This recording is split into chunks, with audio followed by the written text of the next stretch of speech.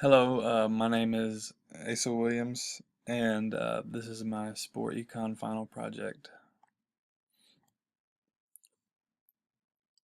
My project that I decided to do was to determine if it would be positive or negative for Major League Baseball to change their schedule from a 162 game schedule back to 154 games. Uh, and I will determine if it would be good both financially and in the competitive level of the sport.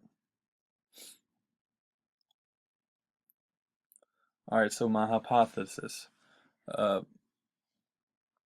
Basically, I've decided to say no for both financial and the competitive side of the sport. I just feel like there's no way with the high current prices on everything, merchandise, tickets, it won't compare. The prices are that we have now will not compare to the prices that were set then, even with inflation. And also, the the league is just incredibly competitive now. Um, People are breaking all kinds of records that people wouldn't think would be possible, and they're breaking them with crazy numbers at that. So those are my two reasons to follow along with my hypothesis. All right, a little bit of history. Um, Starting with 1920, uh, there was a National League and American League, of course, at the time, but there was no divisions. It was simple math, basically. There was two leagues of 8 teams each, uh, which meant that each team had 7 rivals. For a few years, teams had played each of the rivals 20 times for a 140 game season. Now, once 1920 rolled around, this was when they expanded 22 more games to each of the 7 rivals, which would then give them 11 home games and 11 away, resulting in a 154 game schedule. Um, then the league started expanding, both leagues. In 1961, the American League added the Los Angeles Angels and the Washington Senators. The following year, the National League added the New York Mets and the Houston Colt 45s. Uh, that led to them playing 22 games against each rival, which would require 198 season. But the MLB didn't like that, so they settled on 18 games per rival for 9 rivals, for a total of 162 games.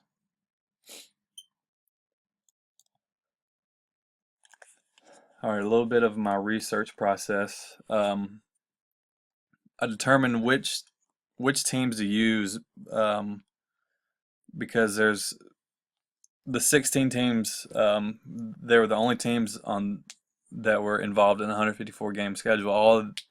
All the rest of the teams were later brought into Major League Baseball. Uh, I, I found the park attendance record uh, for both 154 and 162 the 62 game era, but I found them for all 16 teams, and then I found a recent average. Also, that's just for like an independent variable type deal. Then from that, I averaged the I found the average ticket price online of both the 154 and 162 game era. Found the average of those, and then I used the inflation calculator to determine what the price would be nowadays. From there, then would multiply the average ticket price by the park attendance record. Then found the average of the total.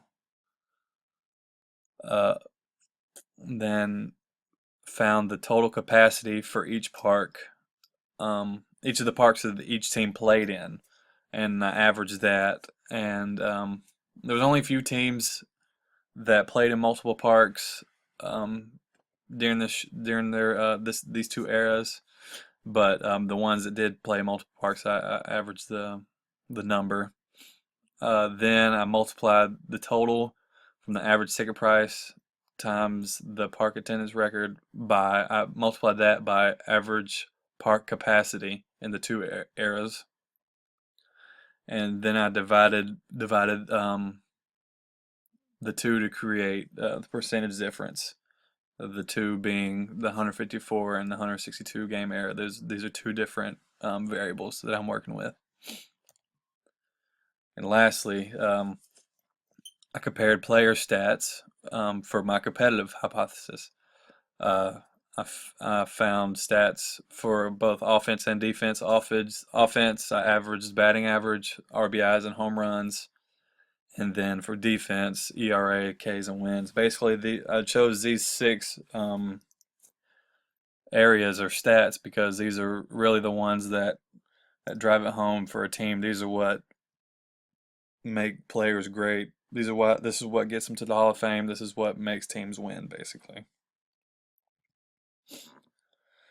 All right, so start off with the stats that I found. My park record attendance stats as you can see, the Orioles right here for their 154 game schedule. Now remember, this is up until 1960, the 154 games. They got 15 grand, the Red Sox 20 grand, White Sox 17, 33. And you can really tell by looking at this the comparison of the two eras and how much how much each team grew. Some grew, some didn't, some stayed the same. Also, it's the same with the other 8 of the teams. The Twins 13 to 30,000. That's a huge jump. Same with the Yankees, the Cardinals, and like I said, some jump, some don't, some stay the same. All right, so here's my chart for the average ticket price. With the Orioles, you have the teams on the left, then the era, the 154 era, and the year. So looking at this, you have the Orioles in 1960. They had their average ticket price was $2.75. Now, these years aren't just random years. These are the years.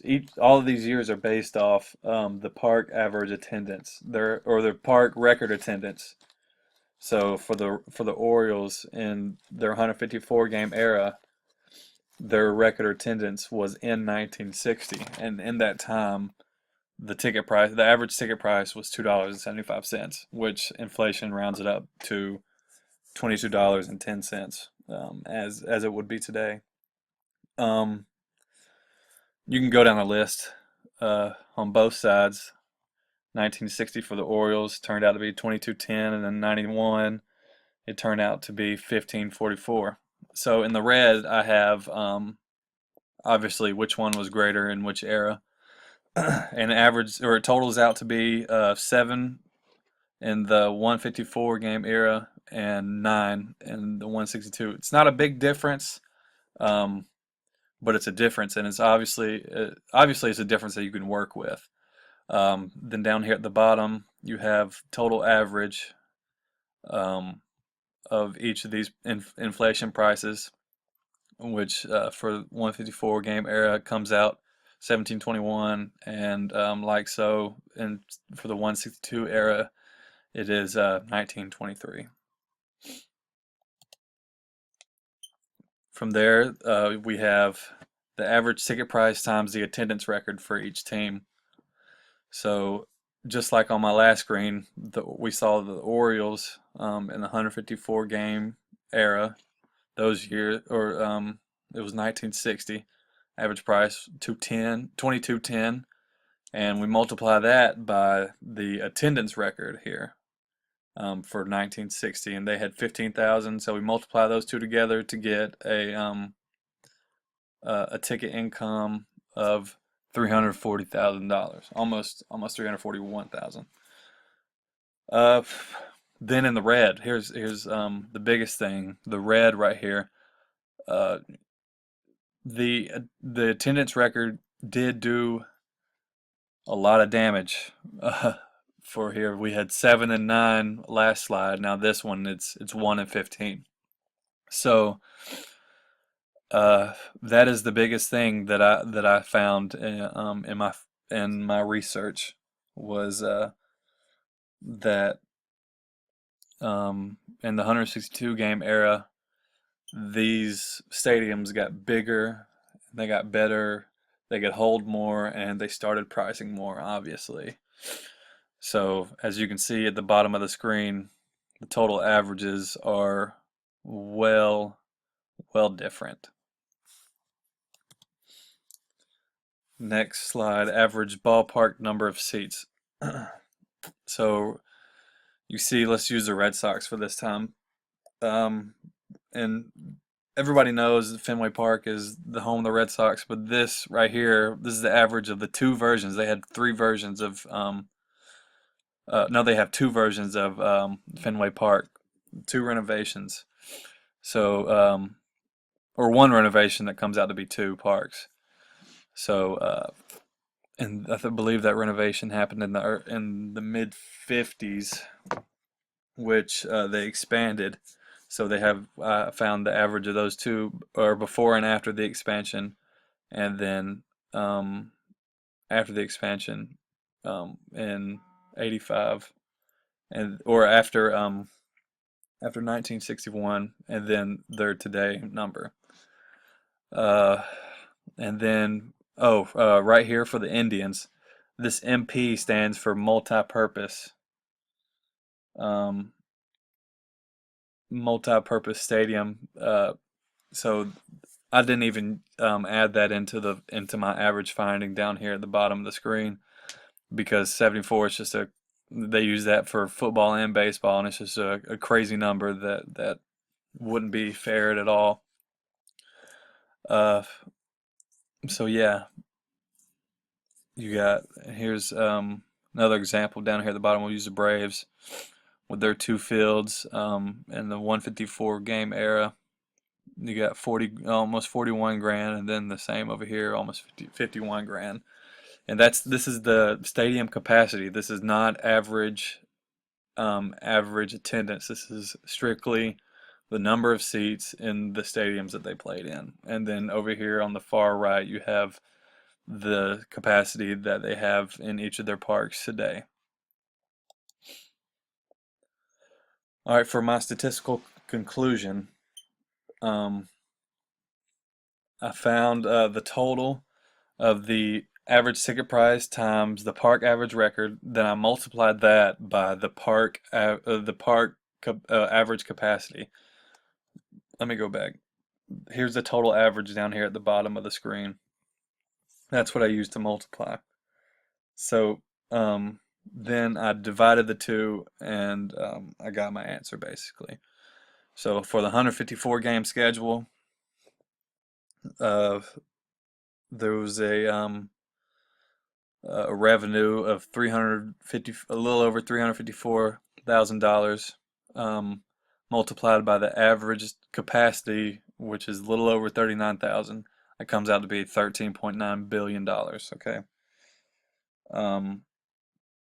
Then I did the same for the 162 game schedule.